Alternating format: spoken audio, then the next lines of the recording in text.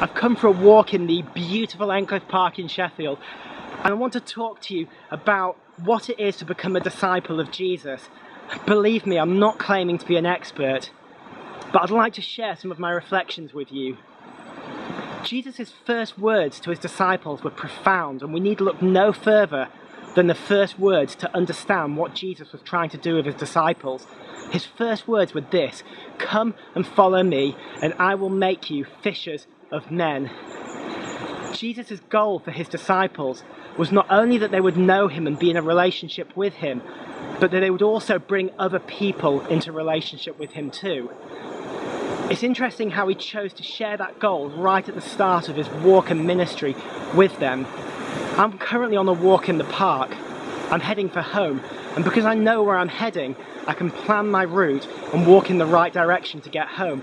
But if I had no idea where I was going at the beginning, I wouldn't know where to start walking. So I find it great and a brilliant example of leadership that Jesus, right at the start of his relationship with his disciples, set out his goal for them.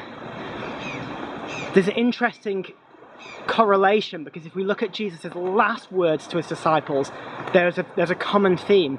Jesus' last words to his disciples were, "Go therefore and make disciples of all nations, baptizing them in the name of the Father, the Son, and the Holy Spirit." So if it either wasn't clear or if they'd forgotten what Jesus was saying at the beginning, he reminds them at the end, "This is what I've done for you. This is why I've been walking with you. This is why I've been teaching you, so you can go also and make disciples of all nations." This doesn't just apply to those first 12. This also applies to us, because when Jesus used that word, "Go and make disciples of all nations," those disciples also are in the same relationship with Jesus. They have the same vision and the same goal. This is meant to be a self-replicating thing. In other words, a disciple is someone who makes disciples. So when Jesus finished with those words, he didn't say go make Christians or go make converts or go make churchgoers of all nations. He said go make disciples, and he defined a disciple as someone that's a fisher of men, someone that recreates his truth, his teachings, his values in other people.